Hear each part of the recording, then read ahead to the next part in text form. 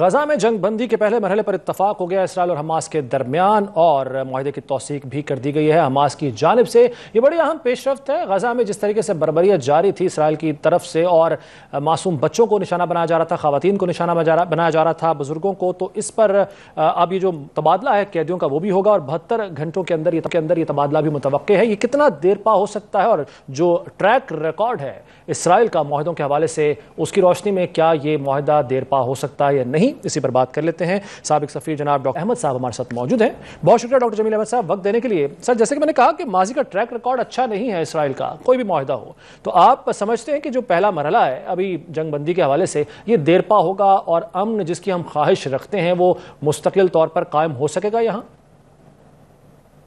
آپ نے بالکل خود فرما دیا کہ ماضی کا ٹریک ریکارڈ اچھا نہیں ہے، لیکن تھوڑا سا ایک فرق ہے ماضی میں اور جو اب ہوا ہے۔ یہ امن کا یہ فریم ورک جو نکالا گیا ہے ڈونلڈ ٹرمپ کی رہنمائی میں، اس میں تھوڑا سا فرق ہے، اس پر میں آتا ہوں۔ یہ درست ہے کہ اسرائیل نے انٹرنیشنل قوانین کو، چاہے وہ ICR کا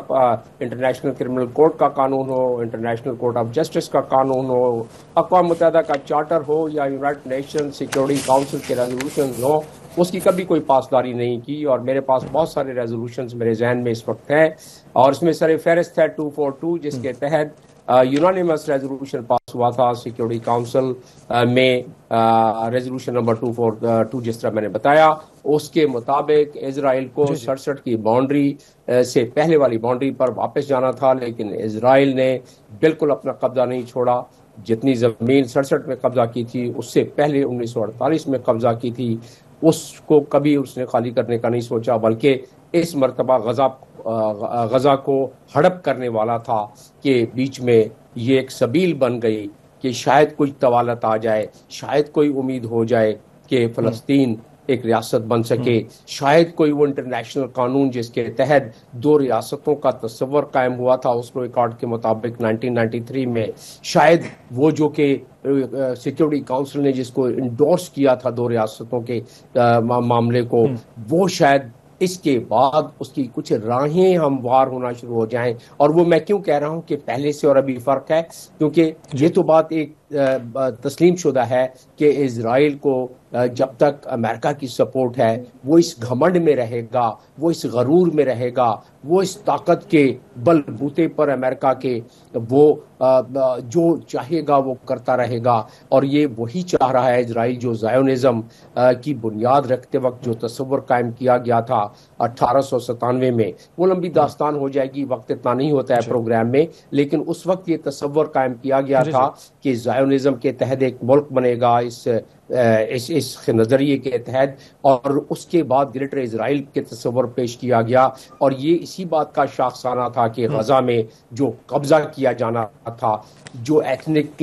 کلینزنگ کی جانی تھی، جس کی آخری مراحل آج سے 4 دن پہلے تک تھی، جس میں کہ یہ فیصلہ اسرائیل نے کر لیا تھا اور پہلے وارننگ دیتا رہا کہ غزہ سے تمام فلسطینی نکل جائیں، لیکن کوئی 2.5 سے 3 لاکھ فلسطینی بے یارو مددگار وہاں سے نہ نکل پا رہے تھے، تو اسرائیل نے اناؤنس کر دیا تھا کہ جو بھی اس غزہ سٹی میں پایا جائے گا اسے دہشت گرد تصور کیا جائے گا اور یا سپورٹر تصور کیا جائے گا دہشت گردوں کا، اور اس کے بعد ظاہر ہے اس کا قلع کبا کر دیا جائے گا۔ ان کے ہی منسٹر کہتے ہیں کہ ان کے بچوں کو مارنا، ان کے بوڑھوں کو مارنا، ان کی عورتوں کو مارنا بالکل جائز ہے۔ یہ ان کے ہی منسٹر، یہ سوشل میڈیا پر بھی موجود ہے بیانات۔ تو اس قسم کے خطرناک ارادوں کے بعد یہ جو اب پیس پلان ڈونلڈ ٹرمپ کی سربراہی میں 8 ممالک کے انوالومنٹ میں قطر ہو گیا، ترکی ہو گیا، ایجپٹ ہو گیا جس نے آخری نیگوسیشن کی، تو یہ ایک ٹھنڈی ہوا کا ایک جھونکا ہے۔ اس ٹھنڈی ہوا کے جھونکے میں اب دیکھنا یہ ہے، آپ نے امریکہ کا اور ڈونلڈ ٹرمپ کے کردار کا ذکر کیا ہے، بھلے ان کو وہ امن کا نوبیل انعام نہیں ملا جو وہ ایکسپیکٹ کر کے بیٹھے ہوئے تھے، لیکن سر یہ اصل میں یہ ان کی کاوشوں اور جو دیگر ممالک جنہوں نے ثالثی کا کردار ادا کیا یہ اس کا نتیجہ ہے، یا خود اسرائیل جو ہے وہ ناکو ناک آ چکا تھا اور جیسے کہ ایران پر اس نے اٹیک کیا، جوابی رد عمل آیا اور اس کے بعد پھر امریکہ نے انٹروین کیا اور وہ جنگ ختم ہوئی، تو کیا اسرائیل کے لیے بھی ناگزیر ہو چکا تھا کہ یہ جنگ بندی ہو؟ وہ ایران پہ حملہ کرنا، کیونکہ اسرائیل کے پاس بھی وہ بمبرز نہیں ہیں، جس سے کہ بنکر بسٹر بمبر کہا جاتا ہے، تو اس نے امریکہ کی مدد لینی ہی تھی، ورنہ تو اسرائیل ایران کی فضاؤں میں ایسے گھوم رہا تھا جیسے چہل قدمی کرتے ہیں لوگ زمین پر. تو وہ تو اسرائیل کی بمبارڈمنٹ تو جاری تھی، لیکن ان میزائلوں نے بھی کافی پہلی دفعہ اسرائیل کو کسی نے اسرائیل کے سرزمین پر نقصان پہنچایا اور ان کی ساری کی ساری آبادی زیر زمین چلی گئی. یہ بات درست ہے کہ ایران نے ان کو ترکی بترکی جواب دیا. بھرم بھی جو ہے وہ ختم ہوا نا سر اس سے. جی بالکل، لیکن اس کے باوجود یہ ماننا پڑے گا کہ B-12 بمبر جو ہیں انہوں نے کام اپنا دکھلایا، اور امریکہ کی یہ بحری بیڑے چاروں طرف جو ہیں وہ اسی مقصد کے لیے ہیں کہ اسرائیل کو یہ ہوتا کیوں ہے. امریکہ آفٹر آل کیوں 2 سال میں $32 ارب دے چکا ہے اور اس کے ہتھیار اوزار دے چکا ہے، تقریباً 1 ملین پاؤنڈ بم اور بارود برسا چکا ہے اس 365 اسکوائر کلومیٹر کے اندر، جس میں غزہ اس سے بھی چھوٹا ایریا ہے. اس کی کوئی تو وجہ ہوگی. اس کی وجہ یہ ہے کہ جو اسرائیلی لابی ہے وہ اتنی فعال ہے، اتنی سرات کر گئی ہے، اتنے تانے مانے بن چکی ہے، تانے بانے وائٹ ہاؤس میں پریزیڈنٹ کے ارد گرد اور کانگریس میں اور اسٹیٹ ڈپارٹمنٹ میں اور پینٹاگون میں، کہ جب کوئی فیصلہ سازی کا وقت آتا ہے تو وہ اسرائیل کے فیور میں ہوتا ہے. اور یہی وجہ ہے کہ اسرائیل کو مضبوط کرنے کے لیے یہ بحری بیڑے جو بحرے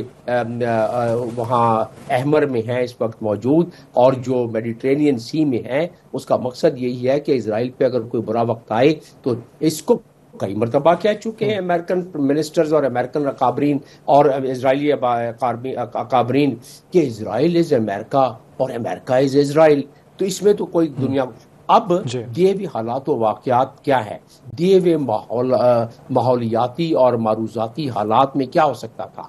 یہ جو 2.5 لاکھ اور 3 لاکھ افراد ٹریپ تھے، ان کی جانوں کو بچانا سب سے اولین فرض تھا، کیونکہ OIC تو کچھ نہیں کر سکی نا. OIC کے اپنے چارٹر میں دیا ہوا ہے، ان کے اپنے چارٹر کے پری ایمبل کے پیراگراف 16 میں دیا ہوا ہے کہ فلسطینیوں کی جان کو فلسطینیوں کی جدوجہد کی سپورٹ کی جائے گی. ان کی اپنے OIC کے چارٹر میں یہ دیا ہوا ہے، اپنے OIC کے چارٹر کے آرٹیکل 18 میں دیا ہوا ہے کہ اس کے لیے ایک متعلقہ پورا